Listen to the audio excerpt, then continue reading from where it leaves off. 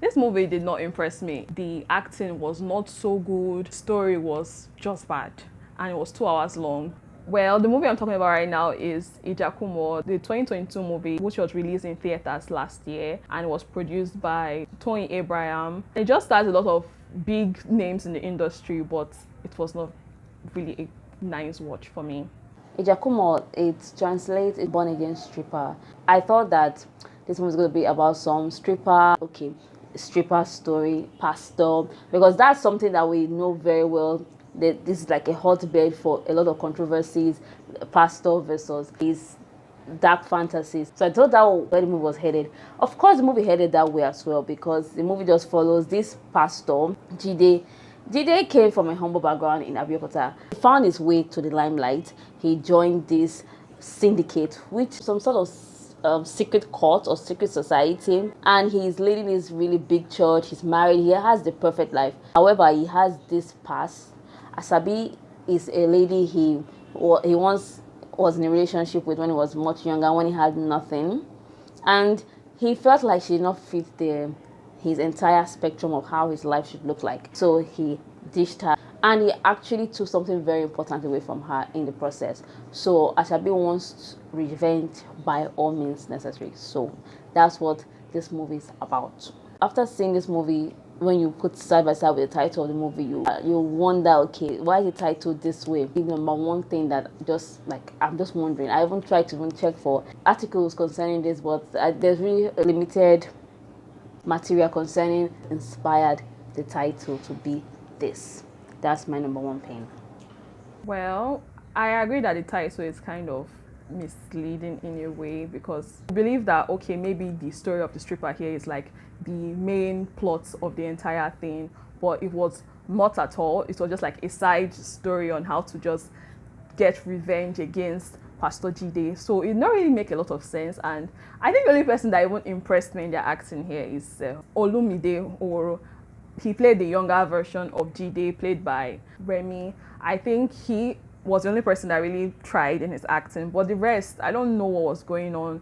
Then these people who play the syndicates, these are veteran actors here, and they did not do bad as you expect them to do. That's what they did there, but the rest acting was just terrible. And the way the movie ended, I just have an issue with it. There was a plot twist. There was just a lot of things in this movie that did not really make a lot of sense to me. I don't know how, but I feel like the story should have gone even better than the way it was, or they should have arranged it very well, because I think the story is supposed to make sense, but it did not really make any sense to me because of the way they arranged it. It was just all over the place. I think young Asabi was a good actress. She portrayed the role well. To me, she carried the movie a lot. I liked her acting. Olumide Oro as well did a good job. Kunle Remi, I've seen him in other roles before, and for this one, he didn't sell the role to me. It seemed like he was struggling to get into character. I felt like he was doing too much. Glad that they did not demonize mysticism and African spirituality and magical realism, all those things. These stories have been demonized all our lives. But the story, it's supposed to be good, but it's all over the place at the same time.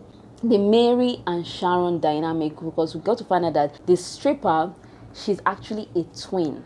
So I feel like that story was the most useless plot line in the entire movie because it did not flow well. It made no sense. Either made Mary the stripper that is also a chorister, or Sharon as a person who is also a stripper, and she tries to get into this man's house to get a thumb drive. And we see that this woman has magical powers.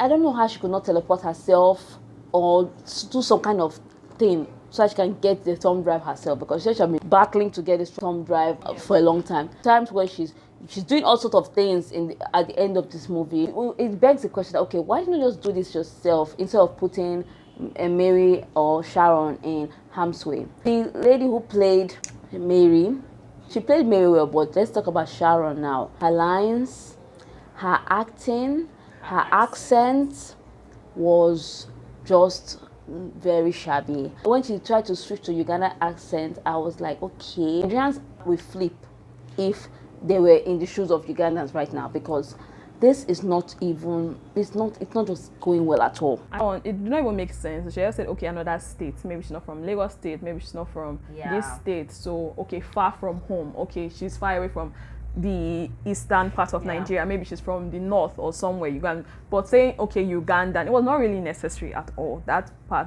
entire story was not necessary. And I also felt like this film, that at the end there were some kind of action scenes there. I just felt like they just wanted to show off, and the story was going badly, but they just wanted to show off the action and special effects that they could just pull off there. And they tried for that one. Compared to what we've seen in the past, there's a step forward for that one. Then one that I wanted to just pluck out my eyes for was the not so subtle advertising. Do you think that we the viewers are idiots? It's obvious that you are advertising right now.